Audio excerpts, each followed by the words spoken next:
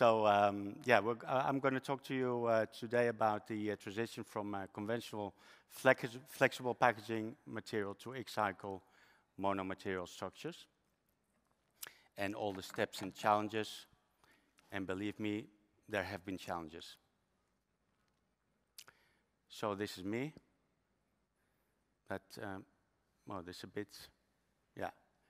That picture was taken 15 years ago, so leave it up to you to decide whether I've aged gracefully or not.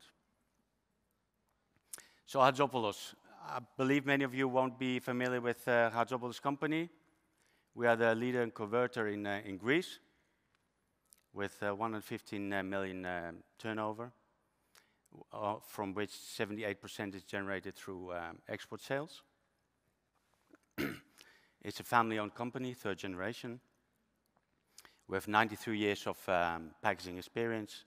We export to 33 countries. The Benelux is a big export region for us. We have 4 product categories we serve: food, coffee, non-food, and labels. And we employ 440 very happy and satisfied employees. Oh, something goes wrong here. This is not readable. Anything you can do? Sorry about this.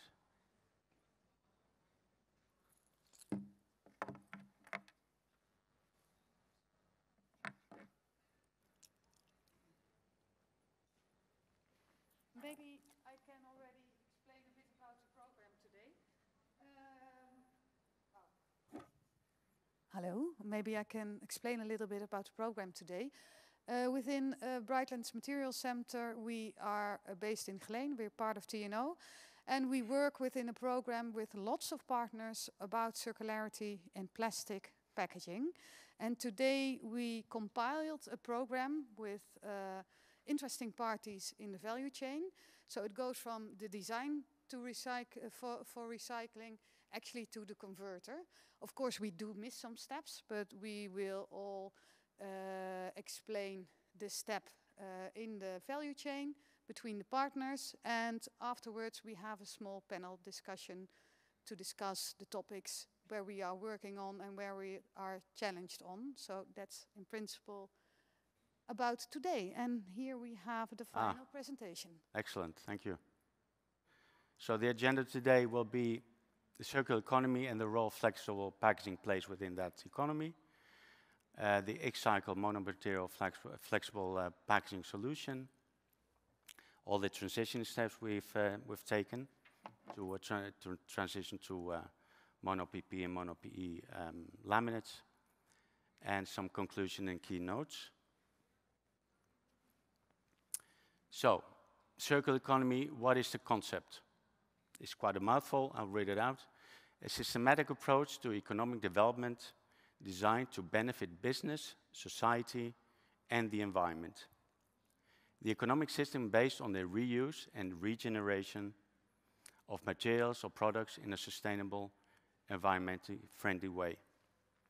And as a salesman, I would like to add to that also economically viable. So we have to make some money. We're not a $1 million Bill Gates Foundation, so some money has to flow in. So in the past, we're used to a linear economy, which means extract, use, and dispose. This is, of course, what we don't want to do anymore. So we gradually went into a recycling economy, but the ultimate goal is, of course, a circular economy.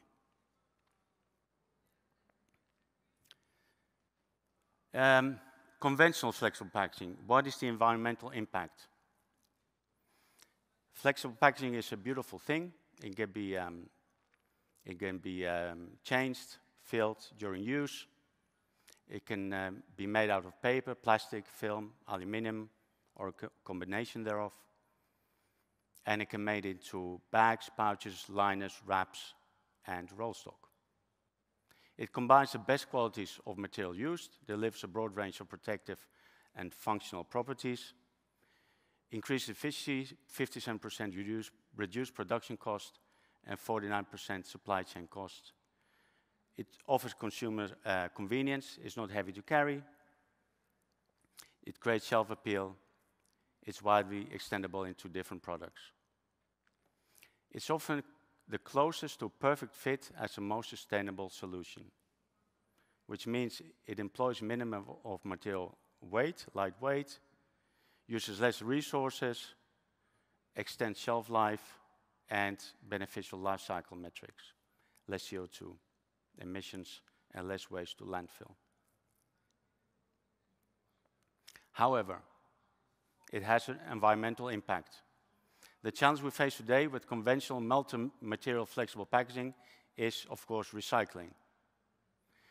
Conventional flexible packaging is not yet widely collected for recycling in all countries, and the combination of different layers is challenging to recycle.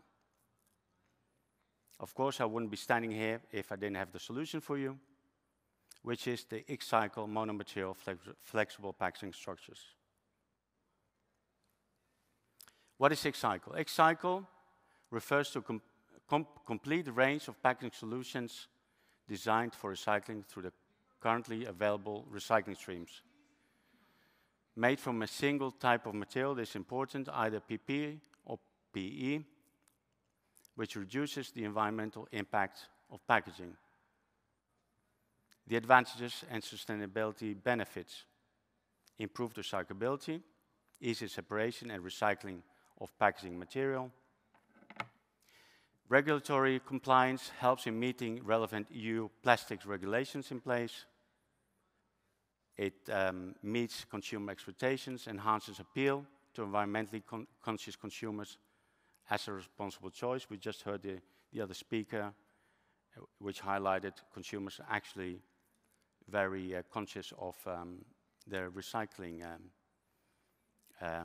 packs. And it has a better environmental footprint. You see here an example of a coffee beans pack, which was formerly produced in PET alu PE, which is now produced in a mono PP, high barrier structure, and resulting in 17% less packaging weight.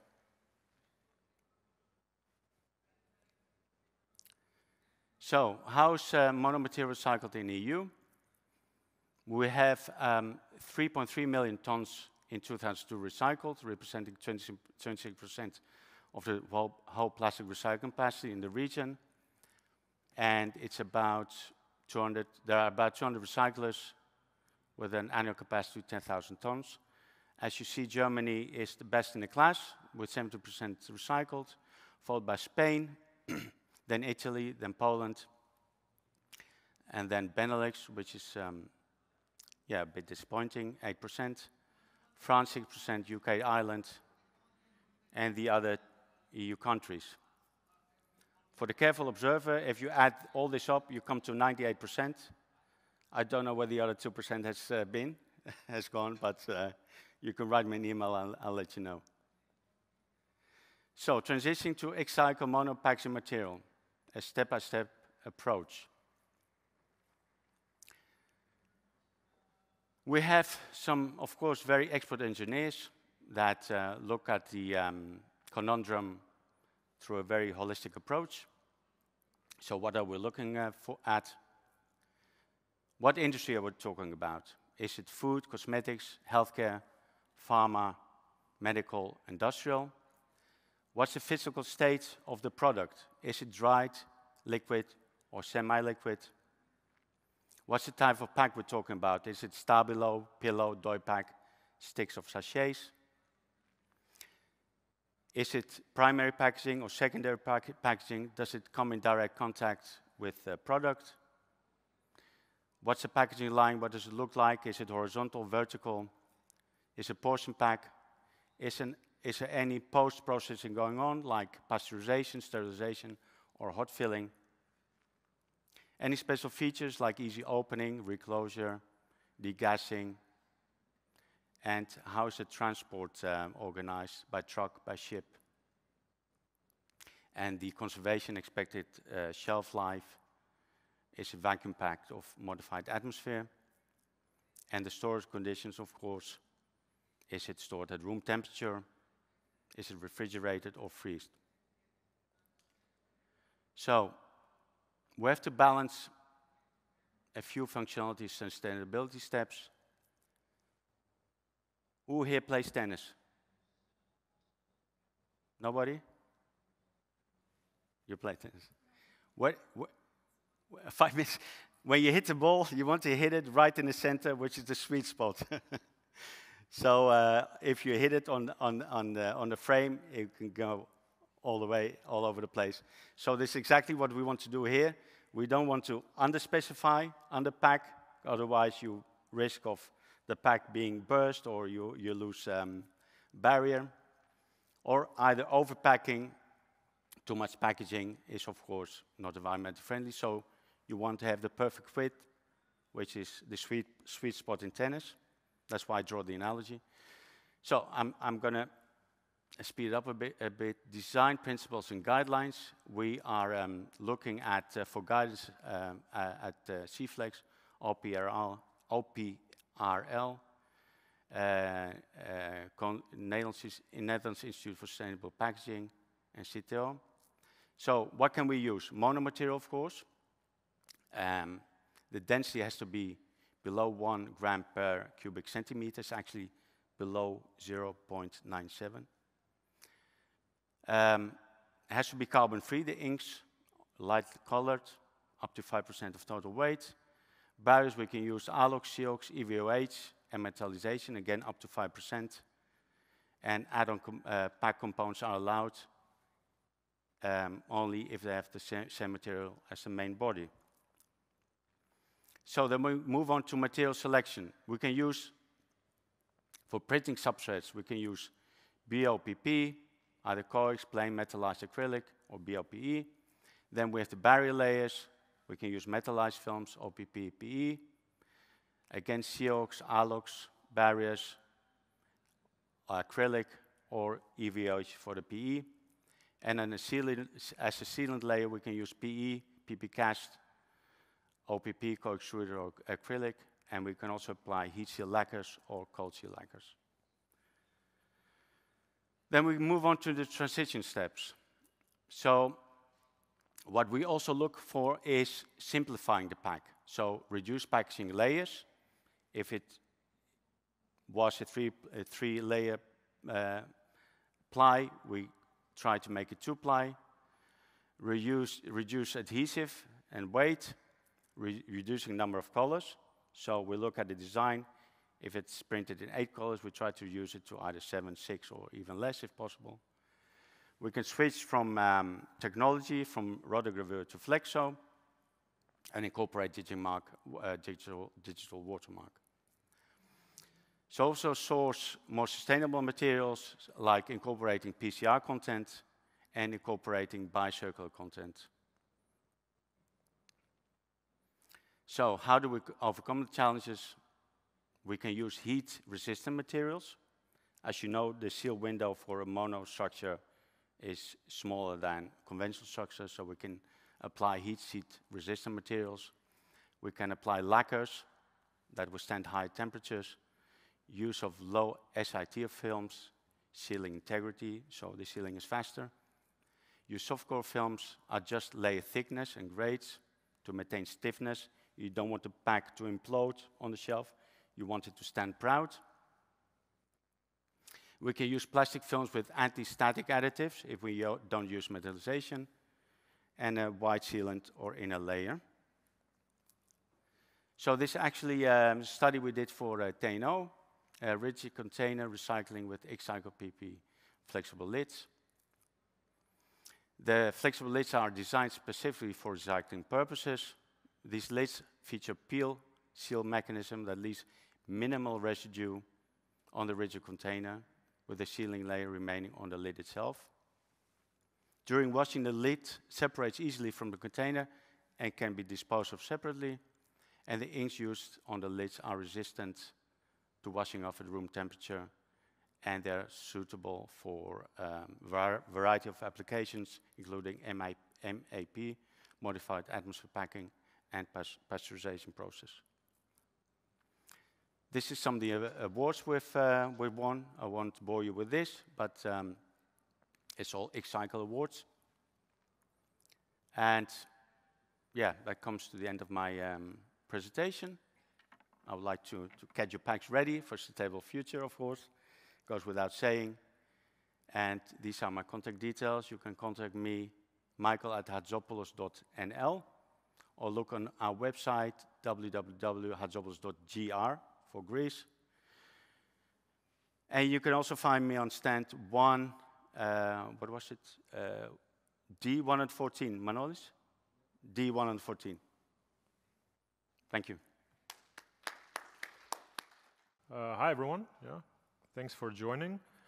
So yeah, I'll talk today. I think this is a logical extension of the previous presentation, actually. So we talked a little bit about the monomaterial transformation, but of course, this enables recycling, but we are still a long way from circularity, and inks are probably one of the major hindrances to create kind of a closed loop system, because of course we've got colors in the ink that will affect the quality of the recyclate. Yeah? So just briefly about our company, Siegwerk. We are a family-owned business focusing on inks and coatings for the packaging segment. We're celebrating our 200th year anniversary this year, so a company with a very long history. We have 5,000 employees present globally. So if you go to the supermarket, you've probably seen our products on the supermarket shelves there. Yeah? What do our products do? They bring a bit more color, of course, to your lives. But it's not only about decoration, it's also, of course, about communication. Yeah? So inks are a vital way for the brand to communicate information to the end consumer, whether that's vital information, what's inside the packaging, but also it's about brand recognition as well. Inks had always a big aspect towards functionality as well. So inks are always optimized for the filling good and always optimized for the packaging process. So coefficient of friction and heat resistance, or even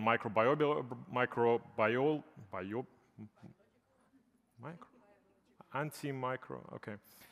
Yeah, well, in COVID, that was quite an important topic. And now we see more and more demand specifically on the functionality side. So we are focusing much more on coatings, on functional coatings, barrier properties, heat resistance, grease barrier, oxygen barrier. These are becoming very big products for us. And of course, now we have to focus more and more on circularity of our products. We don't want our products to hinder circularity. We want our products to enable circularity. And this is what I want to talk about today. Yeah. So when it comes to circularity of printing inks and coatings, there are two main trends that are discussed right now in the industry, in the guidelines, in all sorts of industry initiatives. Trend one is heat stability of the inks. So this kind of affects how the ink performs during the extrusion process. So when the ink enters the extruder, elevated temperatures, it doesn't decompose or decomposes less than other alternatives. So there we talk a lot about nitrocellulose, about PVC binders. So these are being slowly phased out and substituted by other chemistries like polyurethane or polyvinyl butyrol. This you can already find in the guidelines that were presented in the last speak. Recyclas, for example, C-Flex. This is the focus of these initiatives today. I would say the impact on circularity is still quite limited because, of course, the pigments are still going to be in the recyclate. So the recyclate is still colored, and there's only that many end markets that accept colored recyclates. Yeah?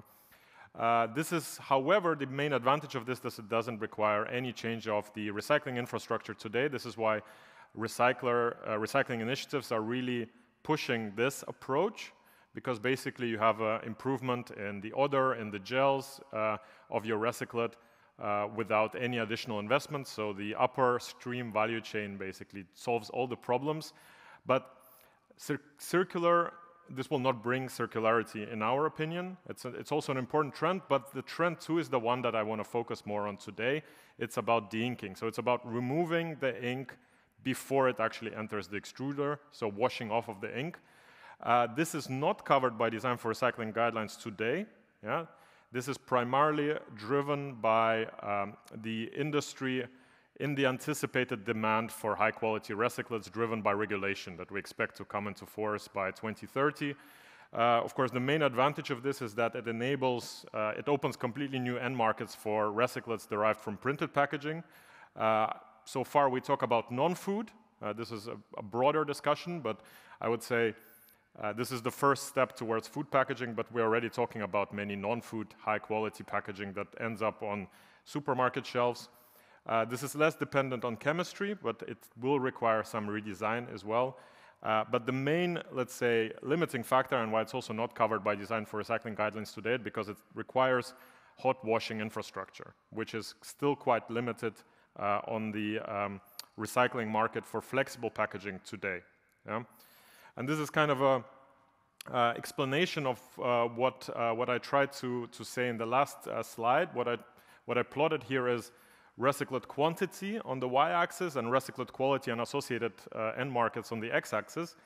And what I want to show here is that as we increase our recycling infrastructure in Europe or around the globe, we have more and more colored recyclates entering the, being produced by the recyclers, because most of the household waste is printed or partially printed, and it will produce recyclates that are either colored, or even if we fully move to heat-stable systems, these will still be colored, although with less odor, with less gels.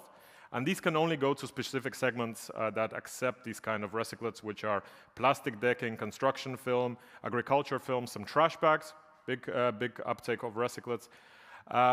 But the demand for recyclates, as we move further and want to reach circularity in Europe, is growing primarily in the packaging segments, which would not accept colored recyclates, because consumer packaging has to be printable, has to be presentable on the supermarket shelf. So we are facing a situation where we might end up with a big oversupply of recyclates, of colored recyclates of lower quality, and a huge shortage of recyclates of higher quality. And for us, the most sustainable and logical way to push this mismatch of supply and demand from the left to the right of the chart, let's say, is to actually implement the inking at scale and make sure that the inks do not enter the extrusion step. Yeah? So how does de-inking work? Well, first of all, it's not really a revolutionary process that requires completely new infrastructure. Yeah? So today we see mechanical recycling conventionally is quite a straightforward process. You collect the waste, you shred it, you get the metals out, you wash it, you dry it, you extrude it, and that's how you end up with recyclates. Now with the increased demand, with the brand owner commitments, with the packaging waste regulation coming up, we see more and more advanced mechanical recycling processes going online. So these involve a few additional steps: improved sorting, often color sorting. There's an additional hot washing step included on top of the cold washing, and there's also steps around flake sorting, especially for rigid packaging, and the extrusion also has extra filtration, deodorization steps to get the odor and gels out, and de-inking is happening in this hot washing step. Yeah? Hot washing step is not something new, so the PET industry, we know the most circular type of packaging that we have right now, PET bottles, are always hot washed at alkaline conditions. These are the typical conditions: 1% sodium hydroxide, some surfactant, and temperatures reaching 85 degrees Celsius. And today we see more and more polyolefin recyclers also starting to install caustic hot washing units, primarily in the rigid packaging space. But we are also seeing the first examples coming up in flexible packaging. A very, let's say, one that is making a lot of noise is a C-Flex project together with Alliance to End Plastic Waste, where they're building a 50 kiloton flexible packaging recycling plant that also includes a caustic hot washing step. And we at Ziegwerk kind of identified this as a key trend already since quite a few years. I think we started investing in this lab back in 2018. And now this is where we basically do our testing and our research. So we have a kind of just a lab bench where we do quick tests, because you can already test on flake level in a beaker to understand how do inks perform under these conditions. We have 20-liter hot washing reactors to mimic what would happen in an industrial setup, because of course in a beaker you hardly get any friction, so you need a more industrially relevant unit. There's a rinsing step there, and we also installed a small extruder so we can assess the quality of the granulate and of the flakes after the inking. Yeah, and I think there was still a lot of doubt from many value chain members whether de-inking is really possible. And what we did actually this year is that we worked together with Greiner Packaging. So Greiner Packaging produces these kind of polypropylene or polystyrene printed cups. They are either in-mold labeled or direct printed. And we worked together with Kronos, and Kronos is a machine producer that supplies these industrial washing plants to recyclers in Europe. So these are, and they have a very nice industrial pilot plant in Germany. Okay, I'll have to speed up. And what we did, we got half a ton of these cups from Greiner, and we just went to the pilot plant of Kronos, and we just washed these cups in the setup during the day. And we wanted to look what actually happens. Do we need to optimize something in terms of washing conditions? Do we need to redesign the print maybe to make it sure that it's de-inkable? Well, to our, actually what we expected, but it was nice to have a confirmation in an industrial pilot plant that the material came out clean, white. It's mass colored, so of course you don't remove what's in the pigments that are inside the actual polymer matrix, but the inks are all going off. So we always measure delta E to get the difference in color, and it's less than 2, so it indicates very low residual color. And another discussion that is always having is about bleeding inks. So many recyclers say, well, you're simply moving the problem from one side to another.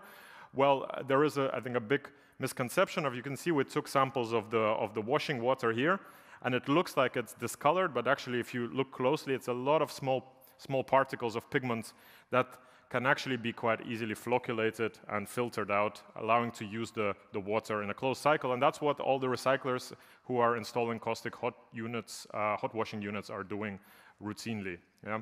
And within the Syschemic project that was presented today, we worked with post-consumer fractions of polypropylene as well to demonstrate what happens actually when you take real household waste. So we had the DKR 324 fraction from the Netherlands, and we put it through our 20-liter hot wash reactor to see what happens.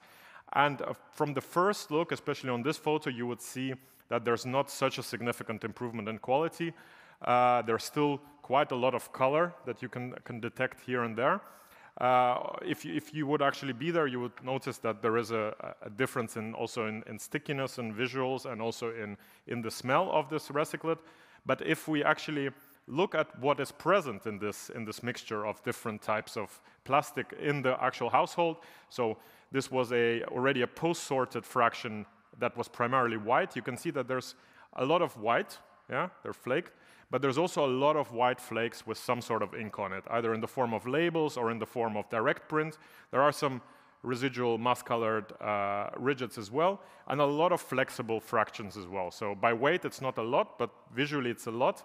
So it either comes from the labels or mis-sorting of some polypropylene films. And when we do the hot washing step, what actually happens is that this fraction almost completely disappears. So you can see there's a tiny amount of residual ink left.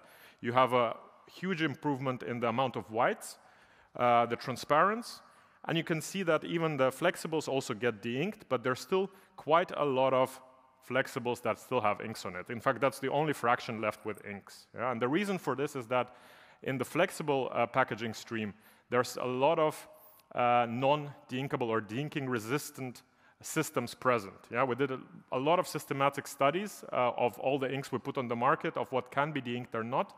And the main differentiator whether you can de-ink it or not is cross-linking. So a lot of inks are cross-linked during the printing process, either with UV or electron beam, or, for example, by adding hardeners. And there's also a lot of inks are sandwiched between two films, so they're laminated, reverse printed, and these inks can, of course, not be de-inked in this process. Yeah?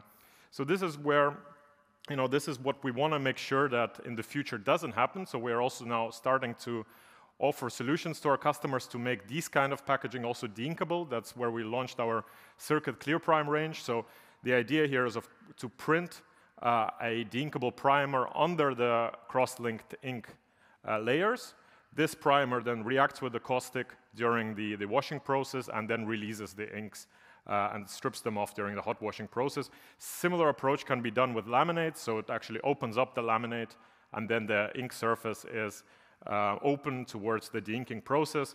You can check, we did a prototype together with ExxonMobil last year that won us also the German Packaging Award. There's a video on the ExxonMobil website about how we worked on this kind of development. And another approach that we are presenting this year is to actually move the print to the surface of the laminate. This makes it easily accessible, so it doesn't require a slow delamination step anymore. And this demonstration we did together with DigiPress on a coffee pouch structure. And here we used actually an oxygen barrier coating to allow this de-inking performance, because the oxygen barrier coating also reacts with the caustic. And this way we can even have a full PE structure without any barrier materials inside. All the barrier, all the added functions are brought in with the inks. The circuit heat guard provides the heat resistance. It's a two-component overprint varnish. We have electron beam inks, highly cross-linked, oxygen barrier bringing the oxygen barrier to protect the coffee. And here we saw that with this structure, the inks go off even at 60 degrees Celsius within 2 minutes. So very mild conditions, and the inks go off in very nice big flakes that can be very easily filtered out. Yeah, and maybe the last message that I want to say is that hopefully I was able to demonstrate that de-inking works. Yeah, it's possible. There's ways to make non-de-inkable packaging de-inkable, but it still requires some investment of resources. So either time to redesign the packaging or even some extra coatings or primers to make this happen. Yet today we don't see this reflected in the guidelines at all. So there's almost no incentive for brands to even look in this direction, because if there's no guideline, no regulatory landscape, then brands don't do much in the space. They sometimes make a prototype to check it out, but they will not put this on supermarket shelves unless they are forced to. And we know that according to the EU, by 2030, all packaging has to be recyclable. And we know that there is a big initiative to define what is recyclable. So the work is done in the European standardization bodies and Working Group 10. We are also participating in this discussion. And they're trying to harmonize all existing guidelines to make this kind of a EU law. And the problem is that, like I said, all these guidelines today focus only on thermal stability and not on de-inkability, which for us is a clear prerequisite for circularity of packaging, especially flexible packaging. Yeah, and it's not like this is a new concept. The paper industry, which we saw from some previous talks, is the one who's recycling at scale, has already been de-inking since the 70s or 80s. So there's clear standards for graphic paper published under Ingeda Method 11. So we're not inventing the wheel. We should just copy the successes of the other industry that is quite successful in this aspect. And what we did this year is we actually got quite a few companies on board at one table. We got the entire ink industry with us. We got some machine producers, recyclers, and also converters. And we sat at one table and decided to come up with a clear standard that the industry can adhere to when it comes to de-inking. And this was published just a few months ago by the German National Standardization Body DIN under DIN Spec 91496. So it's an idea to have an objective, repeatable test method to measure de-inkability of packaging, so that we can adhere to this in the future, so that the legislator can refer to this and we can all have a common language in the industry, compete around this kind of standard, have the most de-inkable ink, have the most de-inkable packaging. The idea is to create this level playing field and ensure that everyone is participating. Yeah. So in the interest of time, I'm not going to go through all the points, but check out our social media. We talk a lot about our innovation in coatings and de-inking.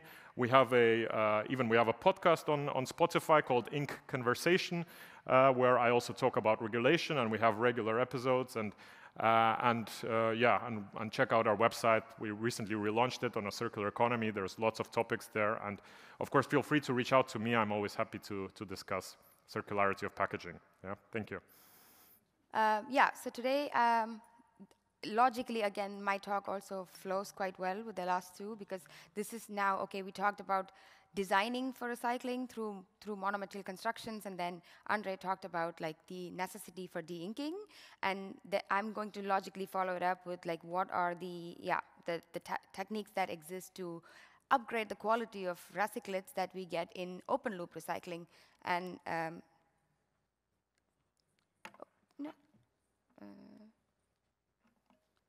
it is. Okay, yeah, so I'm from TNO, Marike's colleague. So TNO is the Dutch innovation organization for applied science research. And at TNO, of course, we focus on a wide variety of topics ranging from mobility, health and living, making sure that the industry is well equipped and sustainable, strategy, policy, and I belong in this group called Energy and Materials Transition, so we're part of that unit. And within that unit, we have a cluster called Circular Plastics, and there we really focus on all aspects of plastic circularity, starting with doing large-scale models to integrate scenarios, how does the growth of plastic use change over the years, and what does that mean for society? So LCAs, impact assessment, etc. So that's done in the first group. The second group is the designing for circularity. So that's where we come in, and we are located at the Brightlands Materials Center in Geleen, in Limburg. We also have teams in Delft and Petten working on pre-treatment, so making sure that whether it's a feedstock to mechanical recycling or advanced chemical recycling, the feedstock is clean, feedstock is suitable. So we do a lot of pre-treatment, and of course also work on, some groups are also working on scaling up and optimizing advanced recycling technologies. And there's also a lot of focus from us on the formation of microplastics, also like mitigation. We're developing mitigation strategies for microplastics as well. And finally, we also have labs all across our facilities to enable research on all these kind of topics. So like I said, we belong to this Design for Circularity group. And in our group, which is the Circular Packaging group, we focus on 4 broad topics. One is, like, as I said, designing for recycling, making sure that we're enabling our stakeholders in the right choice of right design choices, which then enables recyclability. For us, that means mechanical recyclability, and upgrading the quality, so making sure that when these products end up in the waste stream, they do not hinder the quality of the overall waste stream, and how can we maintain that and enhance the quality of that. And then that naturally also falls into designing from recycling. So we have quality models that can, based on the performance or based on the properties of the recyclate, we are able to identify what new applications we can put these recyclates into safely, and high quality applications preferably. And of course, also we are, as TNO and as Circular Packaging, we are also value chain orchestrators. So we work in a lot of projects where we're kind of, even if we're not building new knowledge ourselves, we're connecting the right people to push circular solutions in the market. So Andre's talk briefly touched on this project called Systemic, and I'm going to focus on this EU project. It's a Horizon-funded EU project with 21 partners, ranging from industry to universities to even gemeentes, like municipalities as well. It's a very ambitious project that wants to really integrate all aspects of our life, like social sciences, governance, policy, technology, into making sure that we can actually demonstrate circularity of plastics in the ARA region, which is the Belgium, the Netherlands, and North Rhine-Westphalia in Germany. So in this project, we really want to integrate everything from modeling scenarios and impact scenarios for this region to figuring out whether we have enough mixed plastic waste feedstock in the region to then enable large-scale recycling. And if we do, how do we separate that feedstock into what goes into mechanical recycling, what goes into chemical recycling, and as part of this is also a broad theme on designing packaging, because it's such a major contributor to plastic waste. How do we design this packaging for recycling, and how do we, when this ends up in the waste stream, how can we design the recyclates into high quality packaging again? So yeah, this is the overall view of the project, but as I mentioned, the goals state that we have to reach a target of 50% recyclability by 2025, even higher. And the challenge is that mixed plastic waste is collected so differently in different countries, but also even within the Netherlands, the collection and the implementation of the waste management system is so different. So our objective in the project with a lot of stakeholders is to really look at all the elements in this value chain, from the brand owners, from the waste handlers to the recyclers and the converters, to transition to a circular plastics economy. And the chosen region, like I said, is the region that with the Netherlands, Belgium, and parts of Germany. So in this broad project, I actually lead a small work package really focused on designing for and from recycling. And we have chosen, and this is open loop recycling because it's recycling of the waste that is collected from households. And we have chosen to demonstrate this exercise on this particular waste stream called DKR 324, which is actually a waste stream that is sorted for polypropylene. So your sorter, when they get the waste sorted based on polymer type, and the polypropylene is then sorted and collected in this waste stream called DKR 324. So our focus is really on that, and you can see I just put some examples of like what could potentially end up in this DKR 324, ranging from food to plant pots to, so plant pots are already usually recycled ones. They're made up of recyclates usually anyway, so you can already see it's a combination of virgin and recycled material. It's also a combination of food and non-food, all different colors and all different grades. So our aim is really to see, okay, what is the polypropylene content, which is the content of our focus, but also what is the non-polypropylene content, which could likely disrupt recycling, and things like, I think this, again, we've talked about, like films, for example. Aluminum films are a big thing, inks and colors and labels and adhesives, and also some other contaminants, maybe from the content that your packaging is holding, or some intentionally, IAS, which stands for intentionally added substances to protect your polymer, stabilizers, additives, but also other polymers that could end up in the stream due to missorting or whatever reason.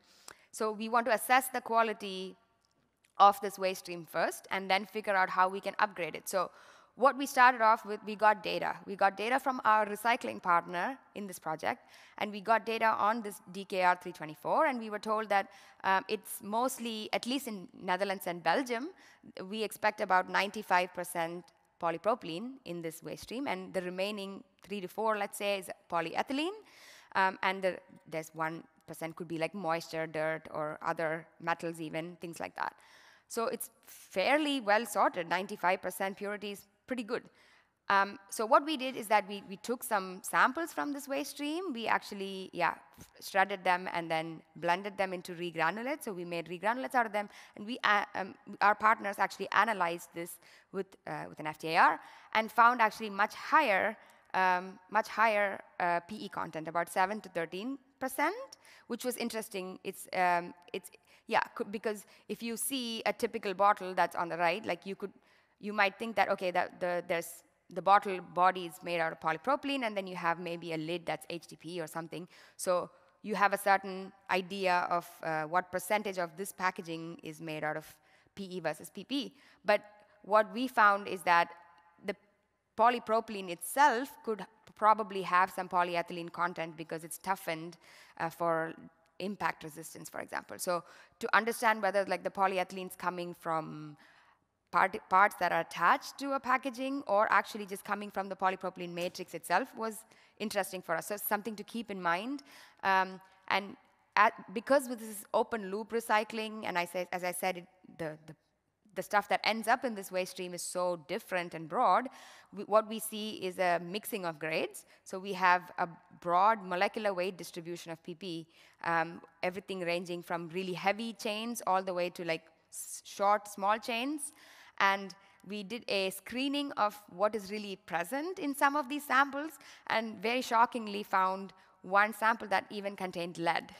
So this is not good at all, and it's kind of alarming because this really means it's quite limited in terms of what we can do with this. We definitely can't put these recyclates back in food unless we invest much more in sorting to make sure this kind of cross-contamination is eliminated. So then we looked at, okay, we have a typical sort of like, the first picture that you see is a typical mixture flake that we can get from this waste stream. But we asked our partner, a recycler, to also then sort that into sort of color sorting schemes. And they, with their level of efficiency, were able to sort into mostly white sorted flakes, mostly transparent with a little bit of mass-colored blue sorted flakes, and then what in the end is like very much a mass-colored mixture flakes. And what we wanted to do is, so some hot washing to make sure that we can get rid of at least the biological contamination and even perhaps some inks. Well, not inks from the mass-colored fraction, but at least some printed inks, and then re-extrude and compound them. But while doing this extrusion process, we wanted to see how can we actually upgrade this recyclate quality. Like, can we make sure that this is well suited for a new application? And also, it's processable, and it withstands processing as we put it through the extruder again. So we included some additives that are standard in the market. So these additives are used for virgin polymers anyway.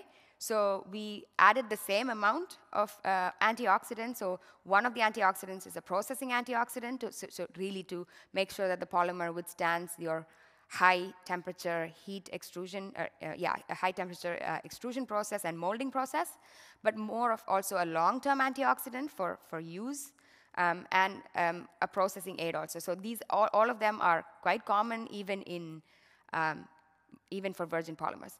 And then we wanted to study, do a bunch of tests and see what the quality of this new, well, not new, but recycled polymer is, additivized recycled polymer is. And we did a whole suite of tests, but I will only focus, for the sake of this talk, on things like the melt flow rate and also the thermal degradation resistance, as well as what happened to those additives we added and what does it mean. And essentially, this has really strong implications for safety of this recyclate. What can it be used for again? And also the processability. Like, so when we introduce recyclates in packaging or anywhere in the market, we want to make sure that it's compatible with existing production lines. If a company that's running a production line has to change their whole setup to be able to account and include this recyclate, then that's not great. So what we see in terms of melt flow, or the ability of the polymer to flow, how fast does it flow? The comparisons are made before or with and without additives. So here we see that additives bring down the flow rate a little bit, but not really. But what is interesting is that the 4 bars, for those sitting a little bit farther away, is the mixed batch that I showed with no color sorting, followed by the color, the transparent, and the white. So understandably, the white flakes have higher flow because, generally the rigid white flakes are used for injection molding, which is a high flow application. So we see that the additives are not doing too much to the flow rate, which is good in a way. But if you see the flow rate in itself, it's around 20 grams per 10 minutes, which is neither high enough for good injection molding nor low enough for good thermoforming or a good blow molding application. So this is not unexpected, because here we're dealing with flakes from a whole range of products anyway, right? So it's something to keep in mind because it is challenging to for us to realize that these recyclates cannot be as they are like implemented in either of these processes without further upgrading. And what we could potentially do, maybe going back, is we could think of perhaps sorting on grades. So even within polypropylene, if we have investments in AI sorting and things like that in the future, perhaps it's worth it to maybe able to separate the injection molded polypropylene from the extruded or thermoformed polypropylene, because then we will get homogeneous melt flow rates that can actually be used in the same process much easier without too much modification. And regarding thermal degradation, also I've plotted a similar kind of a chart where we show what happens to how easily the polypropylene gets oxidized, which means degraded, and at what temperature does that happen. And we see that the adding of the antioxidants delays that temperature. So that's, again, not unexpected. It's very much in line with what we expected because you're adding antioxidants to prevent oxidative degradation. But the way they have changed, the ones without additives and the ones with the antioxidants, also shows that now we can perhaps increase the processing time a little bit safely in the extruder because your chains are more resistant to oxidation for a bit longer as well. And also this shows that perhaps some of these antioxidants are building up. So imagine a scenario where we are great at recycling and we keep recycling these polypropylene articles over and over. In the long term, this could be something we have to think about, is that every time we recycle them, if we add these additives like we do to virgin polymers, then we are potentially facing a scenario where these additives are building up. And what does that mean for safety, especially if you want to use it in food contact? And so this table is, again, sort of like a summary of what I just said. We did some more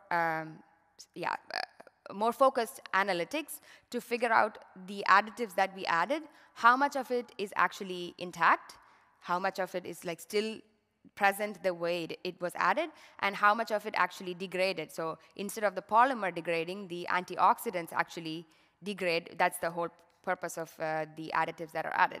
So as kind of what we expected, the processing antioxidant, which is the antioxidant we add to make sure it's resistant in the extruder, was mostly all degraded, and you see the intact composition or intact component of them are much lower. So the processing antioxidant acts the way it should, like it's getting used up in the extrusion and molding process. But the long-term antioxidant we see that very little of it is degraded, which means that there could be a potential like buildup of these antioxidants, first of all. Second thing is this degraded antioxidants, they're involved in a chemical reaction through oxidation, which means that they create new products. And it's really important to know what these decomposition products are, because they're not intentionally added. They're what we call NIAS, so non-intentionally added substance. And it's really important to know over time, what these decomposition products are and how they affect the quality and safety of your recyclate. So to sort of summarize my talk, and the key takeaway is that, so recyclate quality upgrading is really important, because without that we cannot target high-value applications at all. We would keep making park benches and trash bags, unfortunately. So it's really important to invest in recyclate quality upgrading, but there can also be things done much more upstream to reduce the burden on recyclate quality upgrading. Then this can be through design for recycling, making sure that we don't put mismatched materials in a packaging product, or we make sure that inks are easily removable, or maybe there's a post-sorting step where we can take out flakes that are mass-colored, for example. So all of those things can then reduce the burden on quality upgrading. And especially when these packaging is used for food or non-food, let's say you're taking a polypropylene yogurt cup, and it's ending up in the same stream as a polypropylene detergent jug. So essentially, if any of this content migrates into your polymer itself, then we really have a problem, because these two cannot coexist. They cannot be in the same stream. So we really have to invest in food versus non-food sorting. So that's a sorting step that really makes a big difference in the safety of new applications we can target. And when it comes to the post-treatment of flakes, like what can we do to these flakes after they're sorted and after they're shredded, we have to keep in mind that certain things can build up over recycling loops, like additives and stabilizers, and things that were intentionally added for a purpose could degrade and result in non-intentionally added substances. And that causes risks, especially when it comes to contact-sensitive applications. So in the broad scheme of things, these were the takeaways for the value chain that I wanted to bring from the study. Yeah, and in our work package on designing from recycling, these are some of our partners, and I think that was the last slide. Thank you. Thank you very much. I want to talk about value chain cooperation through the circular packaging. My colleagues here in the presentations have made some interesting presentations, and I think I will come back to some of the issues that have been posted in the way how we treat it. So I think it's really good to see that coming together. I go through to this. A little bit about Dijkstra Plastics. We are a family-owned company, almost 50 years, since 1977 it was founded. We are a company that has 2 production sites in the east of the Netherlands. In fact, we are an injection molder, so we have a big injection molding machines, Stork and B&B, 75 of them. We work with a little bit more than 200 people, and we make about 80 million packagings per year. And in fact, this is the type of packaging that we make. You will surely recognize the paint container that all of you will be using. We have also a lot of products for the food and food service industry, so that's larger volumes. I'll tell you a little bit about the certificates that we're having to indicate a little bit and give you some feel about the type of requirements that our customers and legislation make from us. First of all is the BRC global standard. BRC is a food hygiene measure for packaging and able to be allowed to pack foodstuffs. We have the AA+ status for both production sites, and in fact the highest standards. So in fact we can have a packaging available for all food material. We also have UN certification, which is in fact a kind of standard when it comes to transporting of packing dangerous goods related to the UN, to the EDR regulation, and the requirements for that type of packaging are also very high. Third certification we're having, looking into the new world that is coming, is the ISCC, the International Sustainability and Carbon Certificate, which, well, in fact, enables us on a mass balance scale to not only use virgin polypropylene, but especially to use bio-based plastics and chemically recycled plastics. Our products are being called rigid plastic containers. Well, they're standing here on the table. We have about 120 different base models, different sizes that range between 0.3 liter and 60 liter, and they can be round, rectangular, or square. And even if you wish another format, we can make that mold for you as well, since we are also mold makers. We build our own molds, so we have a lot of variety in that possible. Our material is made since 1977 already from 100% recyclable polypropylene. Polypropylene is a very good material like PE and PET. It's very broadly available. It is recyclable, so in fact that's a good base to work from. And we already make non-food applications. For non-food applications, we have packaging made from recycled plastics. For instance, the paint containers that you will having, we are the ones that make them from 100% PCR material, 100% recycled material, and go to a do-it-yourself shop, and you can see our product standing there in huge quantities. A little bit about the industries and the type of companies that we're serving. We do a lot in the food and food service, animal feed and pet food and pharmacy. I mentioned these three together because the BRC certification about food grade production, that is really required there. When we go to the two other ones are the non-food segments, which is especially the paint containers, but also many applications in the chemical industry. We had some discussions about post-consumer waste. In our case, it's quite specific. What we have in food, what we have in packaging for food, especially, is in the food service. So these are larger quantities. You typically won't find these in your own kitchen. So they don't end up in the household waste stream. The other side is the paint buckets, where we make a lot of them.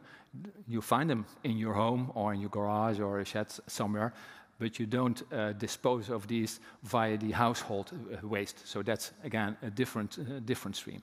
So in fact, we as Dijkstra Plastics, with our type of product, find ourselves in quite specific end waste streams with our packaging. And that basis and that forms a little bit our vision on how we think that recyclability and circularity should look like.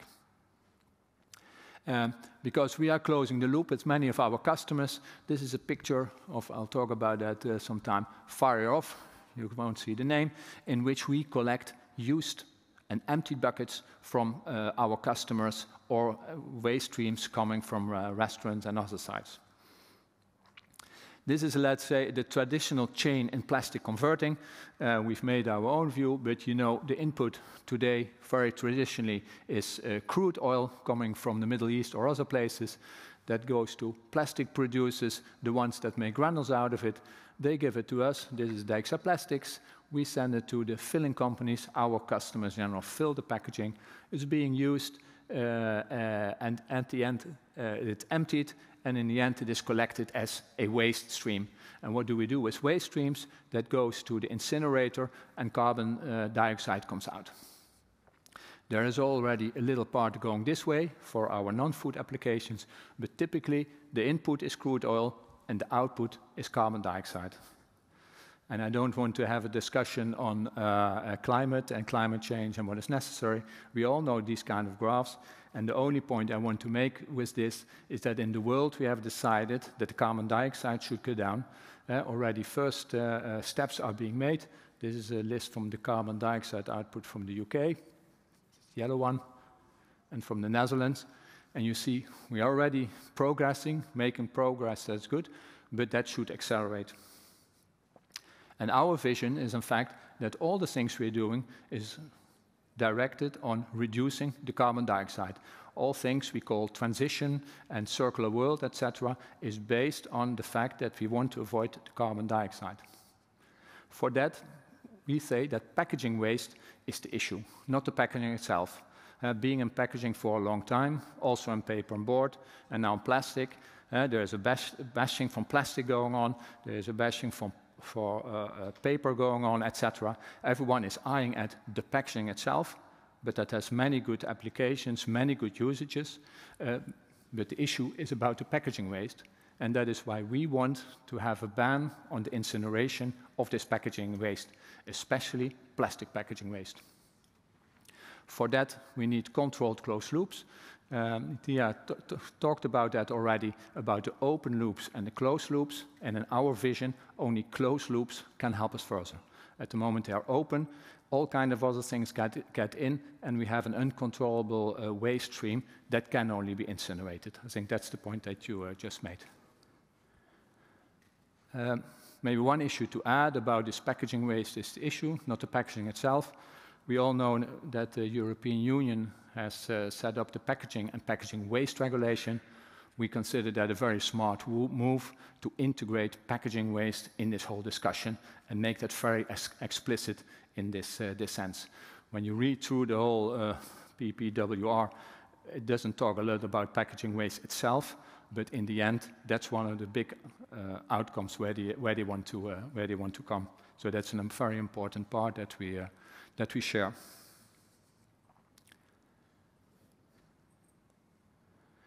As I told, we have founded a company called Fire Off. Explicitly, we made a little bit different than Dijkstra Plastics, already almost for 50 years there. We wanted to put really different kind of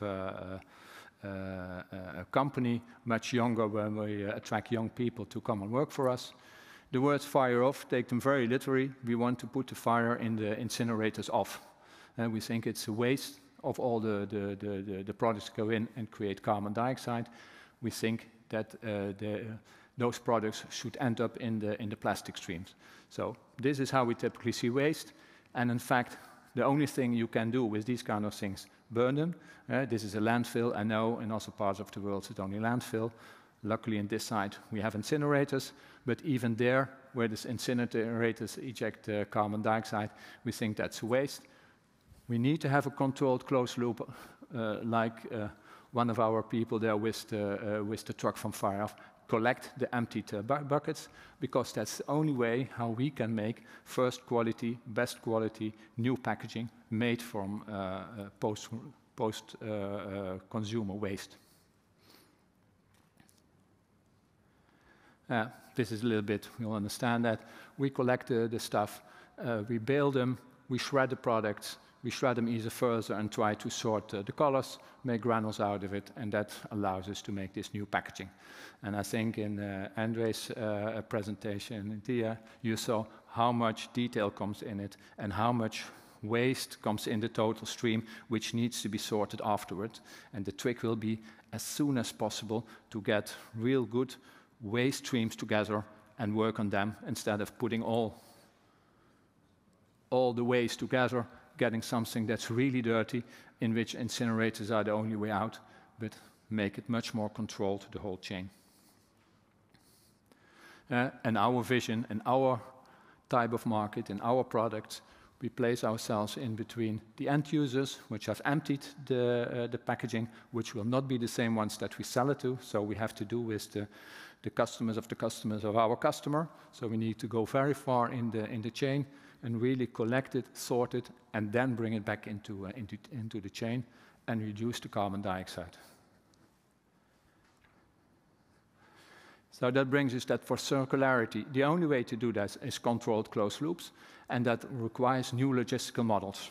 I don't go back to that picture, but you saw Batuan, our employee, he needs to wear gloves because it's very dirty work. And now what we do, if there's a waste stream, we put it in a bin, and it goes with the waste collectors directly to the incinerator, and everyone has clean hands. But in fact, when we talk about circularity and controlled closed loops, we really get into a dirty business that we need to develop. I go on into the non-food and food parts that we're working on. Because having said all this, it looks as if we have a new vision from now, but already a long time we're working on recycled plastics in all our non-food applications. We are the leader in Europe when it goes about those paint buckets. We deliver every year a lot of those buckets. They work, they function, they can be filled easily, they can be stacked, they can be palletized, whatever, they come into your home. And if there's one that breaks, please tell me personally, because we want to know every bucket that breaks into that total trip, because that's the thing that should never happen. And the number of calls I've had until now is quite limited, so we have a product that's functioning.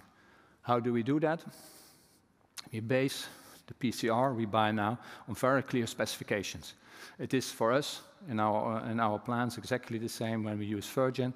We have very clear specifications, the same with PCR, and our operators should be able to function with that with their eyes closed, as we say it. Very important for us was a big project we have been having that we have done in the Netherlands, together with MVO Nederland, an organization that organizes these kind of things, but also with many companies and organizations active in the whole paint circle, the paint manufacturers, converters of plastic packaging, waste collectors, do-it-yourself shops, in order to define what is needed, how should this packaging look like, and how are we going to organize that it actually comes back into the chain. These kind of industry-wide projects are really necessary, because, as I said, we do not only talk now to our customer, but also the customer of the customer of the customer. We need to go into the chain very far in order to make the circular things really possible. And our goal is it to go from a paint bucket to a paint bucket. Often people say with recycling you do downcycling. We understand where it comes from. You're talking about the work with the recyclers and how they operate. Generally, it has a tendency that we look into downcycling, but that's the thing we must not accept. We must try to be at least even cycling, and that's what we try to do and try to achieve in these cases.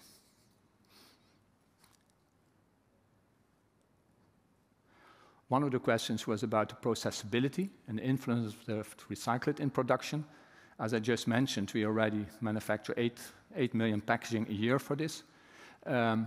As I said, like in virgin PP, we do the same with PCR. For us, it's nothing different. That's the way how we buy it, and recyclers can supply us that exactly on the technical specifications that we specify. So that's all going very, very well, and that functions very good. In fact, what we talk about circularity and use of PCR, already since 1992 in our factory we do that. In the past, it was not meant to be environmental thing or circularity or whatsoever. It was in fact a cheap way of getting rid of our offshoot. But since 2018, it really got a different understanding, and since then we have increased volumes strongly. Here you can see a little bit what it costs in our plant.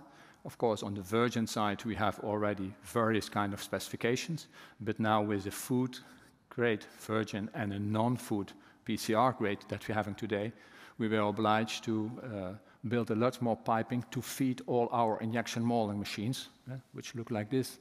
Here you see all the pipes going in. So in fact, it requires some investment when you want to work with these type of new materials in your plant. It has to do also with cleaning and line clearance procedures. So let's say it demands something of a plant to operate both materials. And we look at the testing and quality checks. Of course, that's different also than in the virgin side. We base ourselves on those same techniques, but it requires some extra work on that side. Last part where I now go, I talked about the use of PCR, or recycled materials, in the non-food sector, which we're doing, which is working. Now in the food applications, and the previous speakers have mentioned those kind of things. Of course, with food, it's not quite easy to use this material. In fact, it's forbidden somewhere in the legislation. We all know the 2011 regulation on plastic materials intended to come into contact with food. And also a good thing, in 2022, the new regulation, 2022-1616, on recycled plastics in materials. That gives at least a framework that we can work on. It's a very difficult document. If you try to read it, it's not easy, and there are some contradictions in it, but at least it gives a direction of what to do. And you talked about the other project you have been doing. We have also been in this group together with Milgro, TNO, then QCP, a recycler, and SABIC, and we have been looking in what way, with a controlled closed loop, can we achieve a PCR material that is allowed for the food chain. We have not achieved that, but we're working on that one, because what are the issues to be tackled? You need X times recycling cycles for polypropylene, because if you go round and round and round in a closed, controlled loop, you want to know what happens then. Well, you just shared some ideas about that as well.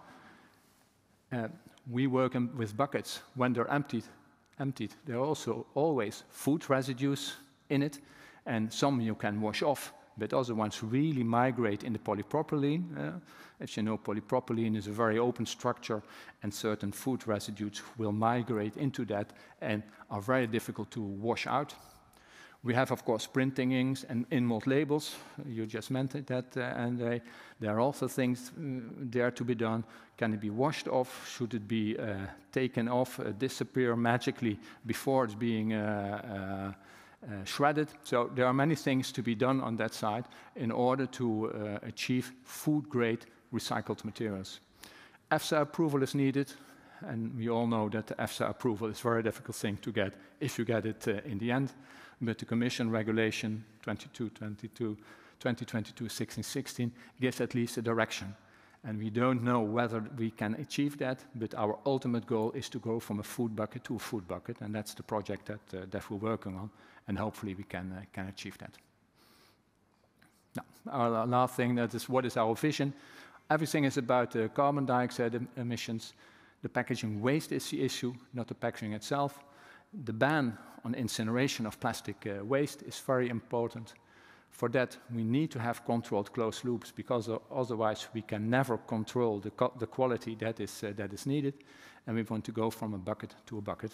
And in the meantime, we get our hands really dirty, because that is what circularity means. Thank you. This discussion is supposed to be an open discussion, but I also have some questions already made to just kickstart the discussion, maybe direct the discussion. One of the things we mentioned when we hosted the session all together as TNO and BMC is that we have all the elements in the value chain here. We started with the design for recycling, we had the ink choices and designing for de-inking, and then I spoke a little bit about upgrading the waste quality when it ends up in the waste stream, and then finally Remy also touched upon like what is the necessity to finally put it back into good quality products. So yes, we have multiple elements of the value chain, but I have a question to all of you, but maybe Marika, you can start off, like are we still missing somebody, or who is missing, and how can we truly make this transition to circular packaging happen? Yeah, I think we miss multiple partners still, because it's really a value cooperation we need to set up. But one of the important key players we tend to forget sometimes is, of course, the customer, I would say. Pre-sorting, get them involved, making the right sustainable choices. Yeah, that's one, I would say. Do you have any partners we're missing? Yeah, I think many partners are missing. Let's say it's the government we need. Yeah. I talk about closing incinerators. I understand that is quite a decision with many other things, but we think that's a good way. We're not having the waste collecting companies that collect the waste and ship it directly to the incinerator. I don't know whether anyone here works at a waste collector, but I think their business model is based on shipping it as quickly as possible to the incinerator. And in fact, we need to rethink that whole thing, because that's a way that will lead to nothing. We need to bring back the products. And indeed, the customers, as you say correctly, Maaike, but as we experience also with our, market that we deliver and the way how we operate, that is so diverse, that is very, very broad. And because in the end, all of us need to rethink what waste is, and I think we all know that waste doesn't exist. It's always the new basis for a new material back in the cycle. So I think that whole thinking needs to drip in to every one of us, and in the end, the real waste stream will be very small in the end, things that cannot be treated otherwise, but the rest finds its way back. And look at already the coffee cups coming from paper with plastic in it, etc. Now going to multiple, and it's in the Netherlands it started, and it's all new, and everyone is laughing about it. And in 5 years' time, everyone will operate like that. So it needs a lot of steps before we're there. Yeah, I agree with you. I think the regulatory support is basically key. Yeah, I think it's already quite obvious that the linear economy is much cheaper than a circular economy. Yeah. And we can innovate and come up with great products, great solutions, but they will always have a cost, especially at the beginning, like until they scale up. Yeah. And what we see is that we bring out all these great products. We say, listen, this is a bio-based product. This one enables circularity, recyclability. Then we make a prototype with the brands. Yeah. Probably you have experienced this also quite a lot with your mono polyolefin packaging. I will add to that later. Yeah, yes, yeah. Yes. And then the brands are like, great solution. We really like it. That really ticks all the boxes. We'll put it in this drawer, and wait till there's a law forcing us to do this, because this costs 20% more. And there's fear that the end consumer, who claims, according to the talk today, that he's ready to pay 5–10% more for sustainable packaging, will come to the supermarket shelf and look, this one is 5 cents cheaper. I'll take that. Yeah. That's it. Yeah, that's it. So we need regulation. We need like a level playing field, and then all the brands are forced to do it. Yeah. Then we're again competing with each other in the circular economy. Then it's fair, and this way we can move forwards, yeah? And until this happens, nothing is going to happen. We can see today we're all talking about circularity, recyclability, how important recycling is, and then you look, news articles, recycler A, bankrupt. Yeah. Recycler B, bankrupt. Yeah. Everyone, the recycling industry is struggling financially. Why? Because there's virgin plastics coming from China that is cheap, so the brand is, I'll go back to virgin. It's cheap, it's better. Yeah. No regulatory support. Indeed, the consumer makes a choice based on price most of the time, and we see this from our business also. What you want to achieve, of course, is that virgin plastic is on the same level as recycled content or recycled plastic. But unfortunately, to do that, you need a critical mass, a lot of recycled content to enter the market, or you need to raise prices of oil by 5-fold, in which case you get, I think, social unrest and economic collapse. So that's not viable also. But especially now with in the framework of the price increases we've seen with the inflation, the consumers really hit. And I noticed that from talks I have with my clients that they're really squeezed for price. They need to really be very price conscious. And if indeed I come up to them and go like, yeah, I've got a recycled content or, more sustainable solution, but that will cost you, go like, oh yeah, interesting indeed, but not for now. So indeed we need the regulatory framework to exist. And if that exists, if that is up and running, that will change the playing field. I actually have a follow-up question because you mentioned investing in new innovation, because you talked about investments in the production line, things that needed to change, for example, to accommodate recycled material. And I feel like at the moment, these investments are not evenly spread across this value chain. Some, especially maybe some recyclers, are forced to invest more on their infrastructure, redesign and reimagine their investments much more than certain other players in the value chain. And what are your thoughts on that? Is there, besides regulation, is there a way to bring these other partners into this discussion and kind of even out where these investments are taking place? Yes, I think you're seeing that already. I mean, that's part of what's happening now. There are investments of large companies, sometimes with a virgin background, that are investing in the recycling industry. IKEA has a share in Morsinghof. There's of course Veolia that is in that with the decoupling with Suez, which enforces that. You have the Schwarzgruppe, Lidl with Pre-Zero. So I think the big players stepped in because they know that part of the total recycling market needs to increase 5 or 10-fold in the coming years. Let's say we say that the use of crude oil is no longer allowed in 2050. That means that all crude oil-based virgin companies that pump up oil, those are all stranded assets. I mean, until 2015, then it stops.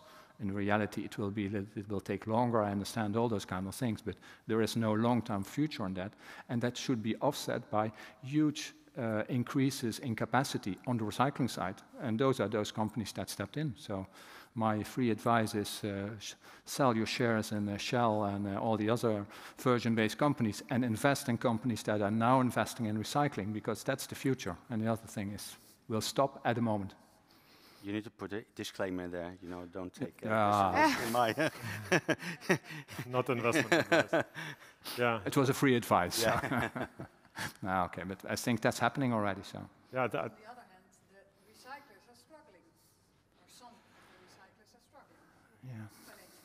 Correct. Yeah, I mean, as long as there's a business case to be seen there, investments will come. I think this is how it works. So now with the packaging waste regulation, we see, or many companies are seeing the potential that circularity will become, a real business area in the future. Recyclers are struggling, yes, but there's other companies coming into the recycling industry, companies that didn't participate in recycling before because they didn't see the money in there. So, you see announcements that Borealis, a traditionally petrochemical company, is buying one recycler after another, building their own mechanical recycling facilities. Yeah, you see companies like in Germany, you have Schwarz Group, massive retail store that is just, the Kaufland, the Lidl. They own a part of PreZero. They're even collecting the waste from your house and recycling it back and putting it on their supermarket shelves. Companies with completely different level of investment coming and putting the money on the table because they see that this is where they will be making money in 10, 15 years. The recycling industry has been traditionally very fragmented and more made to compete in price with the virgin market, so produce something of low quality and cheap so that you drive the prices just down of the product, and they are not equipped to participate in this new circular economy. So a lot of them will go bankrupt today, but this is how it is, unfortunately, yeah? And the other companies will come that will put the money on the table. Yeah. I think also that governments are partly to blame here because they can do more in facilitating new companies or giving funds to start up new facilities to emerge. I think there's actually a field that they should do more, governments, to facilitate this. Because I think you talk about not chemical recycling, but mechanical recycling. I've read statistics that to build up a new chemical recycling plant will set you back about 200 million euros. I mean, that's a lot of money. So I believe that governments should do more to either windfall in taxes or other incentives to drive this forward. Questions from the audience? Anything? Yeah. Yeah, I have a question.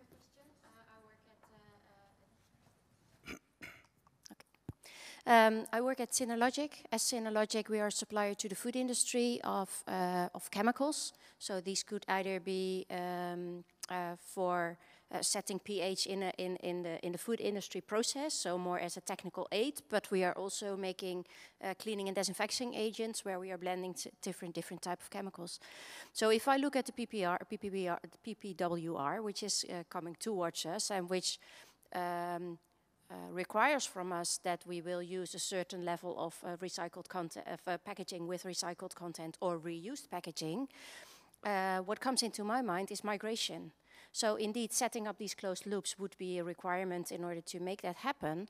But then, will there be sufficient material available in these secured closed loops in order to provide this industry with sufficient packaging material? And I'm interested in your view on that. I think you're right. This is probably one of the major concerns around these recycled content targets is this 10% for contact-sensitive packaging, right? So where is this recyclate supposed to come from if it's non-PET? Yeah? So today there's no such recyclate on the market. So should it all come from chemically recycled material that was mentioned before? Well, there's a lot of question marks about pyrolysis, environmental footprint, scalability,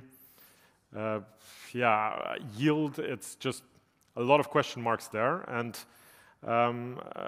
closed loops, you're right. I mean, how many closed loops can we make? We can't make a closed loop for every SKU. It's just not feasible. So there's lots of projects right now being researched on achieving food contact quality. There's projects, EU-funded projects, there's private projects. I don't know if you are familiar with the Next Loop project in UK, where they're looking at polypropylene, I think also rigid containers, using supercritical CO2 decontamination. I think there's lots of potential there. The industry hasn't looked into this enough in the past because there was no incentive to do so. But I think now we've got, the next 5-10 years, there's lots of, potential for lots of innovation happening and scale up of these technologies. But the concern is there, and the European Commission and Parliament, they are also aware of this. I think the discussion around this contact sensitive was very big, and they left like some clauses there, like in case there's some limitation or we can reconsider. So they left some ways out of this, but it's a huge concern, yeah, and it's kind of a bet. But I think, yeah. Also, if you think about closed loops are interesting. The closed loops are interesting once you don't have to ship empty packaging too far away. But what if you are a supplier producing in the Netherlands and supplying your chemicals to south of Italy? I mean, can you bring that back? Can you set up a closed loop with the south of Italy, bringing it back to the Netherlands to reuse it? Or do you need to think of other solutions in order to make sure that you somehow add to this packaging what has been in there to avoid that you get introduce risks due to migration into packaging and from packaging and again into the product? Yeah. Yes, bio-based is also a solution, and of course the mass balance system, not the real. So hopefully, let's say all this new legislation and plans that provoke many things. I mean, Lucas here talking and discussing and looking for solutions. So I would say that would be one of the ways out. But I think it's about the chicken and egg. Let's say we talked about the government. You said 200 million, etc. I don't think they will invest a lot in it, but they can put the regulatory framework, and that creates us thinking of solutions and finding ways. And where we end up, I don't dare to say, and whether it's too stretched or not, I don't dare to say as well. But yeah, let's say we'll all have this on mind, and there we go. And we try to find solutions, and not easy and not guaranteed, but I think that's what we are looking at. This is a transition, and no one knows how it looks exactly, and that's what we're working on. Maybe to add to that, there's also really, you mentioned non-PET, there's really no closed loop system, but actually I think there's a successful demonstration case in the UK where at least milk bottles have been recycled. Yeah, not EFSA, sure, yeah, but it exists, and there actually we have a research project going on. It's called INREP, which looks at migration of milk and dairy organics into the HDP, because the jugs are made of HDP, and there's been some interesting studies, interesting findings made there as well, because they actually tracked the whole value chain, everything from a milk bottle that was just produced at the manufacturer, all the way to when the user empties it and keeps it outside, to the curbside pickup, to after it's shredded, flaked, and they actually tracked the migration of organics through this. And I think it's a really valuable study, just from a research perspective, to keep track of and learn from. Yep. There's lots of good industry initiatives as well ongoing right now, and I mean everyone is aware of the challenge, so a lot of companies are trying to find solutions. The cosmetic industry has been looking into this quite a lot. I don't know if you're familiar, there's a project called COSPA Talks that has been very extensively looking into all the migrants, where they arise from, all the NIAS that you can find. So analytics are really, the analytical capabilities at brands are also increasing just exponentially because they are all aware of the challenge. Many of them made commitments and are trying to fulfill them by 2025, but by 2030 it will affect everyone as well. So yeah, it's a transformation. Yeah. It is indeed transformation. I think we shouldn't solely look at recyclability, but also how can you improve already the pack that you have, like I showed in my presentation, by using less inks, which Siegwerk is a supplier of us also. We have a case study where we have a product for baby food, which was printed in 8 colors. Now it's printed in 6 colors. The visual aspect is the same. Aesthetics is the same, and it's printed in flexo instead of rotogravure, so we use less inks. Also look at maybe, use thinner materials. So all those aspects can also be taken into consideration. You need to have a holistic approach. Yeah. Okay. Yeah. I got it. Thank you. Hi, my name is Panisara from Avery Dennison. We are the label material producer based in the Netherlands, but also in the US. I just want to hear about product decoration for packaging circularity. Since we are the producer of self-adhesive or pressure-sensitive labels, do you see the pressure-sensitive label as a suitable decoration type for this circularity, or do you see this trend moving away from labels to more direct print or in mold? Could you please comment on that? Thank you. I guess I can comment on this because our inks go on your labels, hopefully. Yeah. So I think there's a lot of philosophies around what's the right way to decorate rigid packaging. I think whether it's a pressure-sensitive label, a sleeve, an in-mold label, a direct print, there are pros and cons for all these types, and I don't believe that this is something that should be regulated in the future. Let's say everyone just use this type of decoration. That should not be the case, and every company has to find a way to ensure that their type of packaging has a place in the circular economy.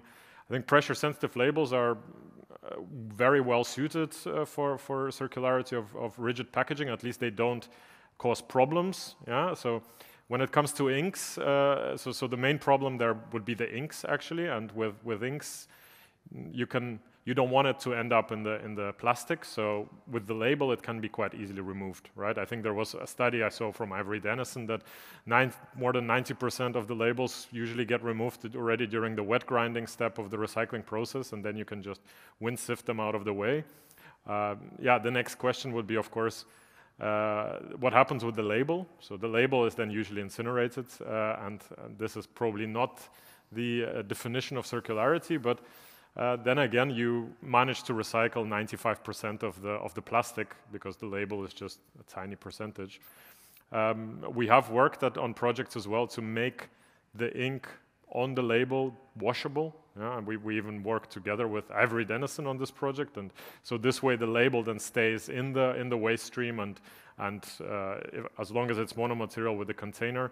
So there are ways to make this, and it just comes to the incentive coming to actually for the brands to start looking into these aspects and making sure that this happens. Yeah, but I think pressure-sensitive label is no worse when it comes to recycling than a sleeve, although sleeve producers will say something else, or a direct print. Yeah, so yeah, it's at least my opinion.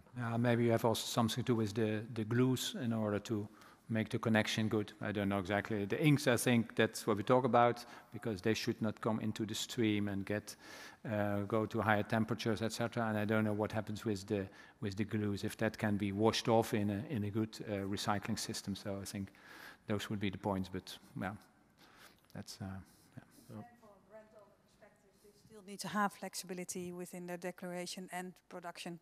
So yeah, we still most probably need the labels.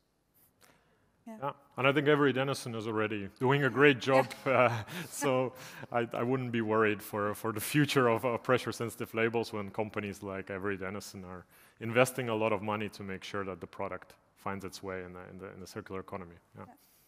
So thank you. Thank you. Okay, I think it's time to wrap up. Looking at the clock. Thank you very much for your participation and your input. Thanks for bearing with us and for your input. And thank you, Nithya. Thank you all. Thank you. Thanks. Bye-bye.